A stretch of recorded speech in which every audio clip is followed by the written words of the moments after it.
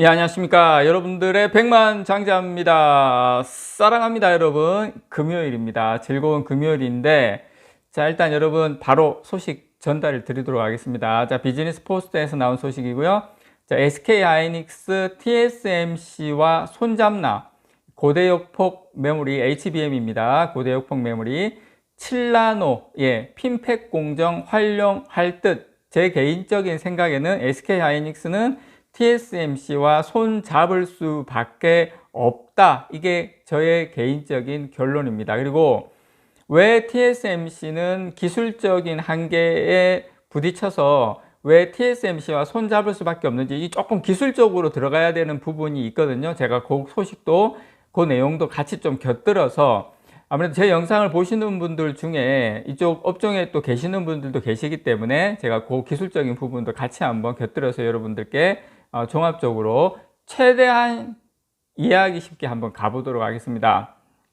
자, 일단 여러분 SK하이닉스가 이 HBM 고대역폭 메모리라고 그럽니다. 이 선두 자리를 지키기 위해서 TSMC와 손 잡을 것으로 보입니다. 지금 6세대 HBM이 뭐냐면 HBM4거든요. HBM4, HBM2, 3, 4 이렇게 가는데 3도 이제 두 가지 버전으로 나눕니다. 이제 4 일부 부품에 시스템 반도체에서 활용되는 핀팩 공정이 적용될 수밖에 없을 것으로 지금 관측이 되고 있습니다. 유명 IT 팁스터, 이제 정보 유출자인데 레베그너스는 HBM4는 이 로직 다이의 고급 핀팩 공정이 필요하기 때문에 SK하이닉스가 자체적으로 생산하는 것은 사실상 불가능합니다. 그래서 SK하이닉스는 TSMC의 7나노 핀팩 공정을 활용할 것이다 이렇게 이야기를 했는데 저도 개인적으로 이 부분에 대해서 궁금해 있었던 부분인데 이제 확실하게 나왔어요. 그리고 저는 개인적으로 TSMC로 넘어간다에 저도 한 표입니다. 자, HBM은 여러분 이렇게 지금 보시는 것처럼 여러 개의 D램을 수직으로 연결을 해서 기존 D램보다 데이터 처리 속도를 혁신적으로 끌어올린 고대역폭 메모리 반도체입니다. 이 D램을 여러 개 적층을 하면 기반 면적당 훨씬 높은 용량을 확보할 수 있는데 이를 통해서 데이터의 처리가 이제 대용량의 데이터의 처리가 가능을 한 거죠. 그래서 최근에 이제 대용량 데이터 처리가 필요한 인공지능 시장이 이제 급격하게 커지면서 HBM은 메모리 반도체 기업들의 새로운 성장 동력으로 부각이 되고 있습니다. SK하이닉스는 특히 이 HBM 분야에서 지금 삼성전자 마이크론에 비해서 좀 앞서 있는 건 맞습니다. 2022년 기준 SK하이닉스는 지금 HBM 시장 점유율 50%를 차지를 하고 있죠. 자, SK하이닉스는 이런 적이 없었죠. 사실 어떻게 보면 HBM은 1세대, 2세대, 뭐 3세대, 4세대 내년이 5세대 HBM3E가 나오고요. 그 다음 2025년에 6세대 HBM4가 출시가 되는데 이 HBM4가 이 로직 다이에서 핀팩 공정이 처음으로 도입이 됩니다. 이러다 보니까 여기에서 이제 SK하이닉스는 지금부터 TSMC가 협력이 되는 거죠. 자, 이제 이 부분에 대해서 지금 HBM이 이 고대역폭 관점에서 유일무이한 솔루션인데 왜 그러면 넘어가는지 TSMC로 넘어갈 수밖에 없는지 그걸 제가 지금부터 설명을 좀 드릴게요.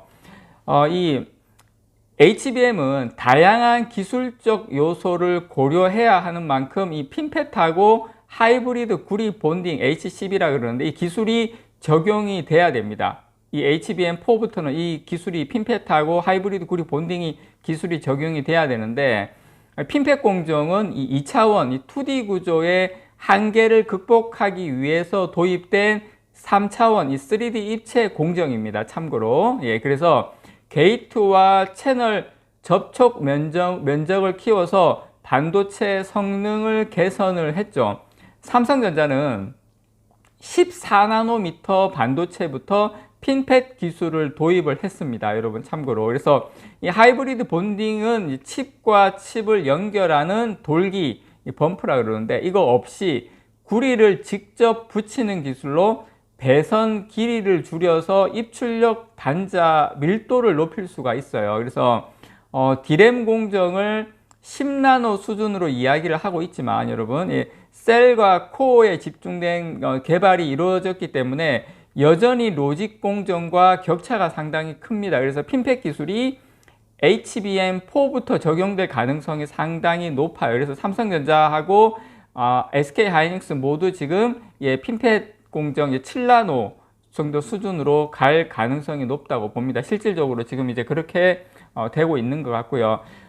지금 HBM은 8층이 메인입니다. 8층이 메인인데 나중에는 이제 12층까지 쌓아야 되겠죠. 계속 그 이상도 나중에는 가능하겠지만 지금은 이제 HBM 같은 경우 8층이 메인이에요. 그래서 너무 두꺼워지면 이게 발열에 대한 쿨링 솔루션이 이제 비효율적이죠. 그래서 하이브리드 구리 본딩을 활용을 하면 이 열 관점에서 좋은 성능을 낼 수가 있습니다. 그래서 HBM 높이가 이렇게 높아질수록 여러 물질이 쓰이고 두꺼워지면서 발열 제어가 어려워집니다. 이 때문에 발열 최소화를 하기 위해서 하이브리드 본딩 도입이 필요할 수밖에 없죠. 그래서 이 HBM이란 제품이 높은 스펙으로 가고 있기 때문에 또 다른 솔루션으로 편하게 쓸 수 있는 이 LPDDR이 지금 거론이 또 되기도 합니다. LPDDR은 모든 핸드폰에 다 들어가 있기 때문에 이런 솔루션에 PIM이라고 있습니다. 이걸 넣어서 에너지 효율을 높일 수 있는 방법도 지금 연구 중에 있습니다. 여기까지 또 내가 나가면 여러분들도 머리에 찐할 것 같은데 어쨌든 이쪽 업종에 계시는 분들은 분들도 조금 계신다면 어쨌든 지금 지금 HBM 이 고대 역폭 이 핀팩 공정으로 들어갈 수밖에 없는 기술적인 한계가 있기 때문에 SK하이닉스는 TSMC와 그렇다고 해서 삼성전자 핀팩 공정으로 넘어갈 수는 없죠. 그래서 저는 개인적으로 HBM4로 넘어가면서는 삼성이 상당히 앞설 것이다.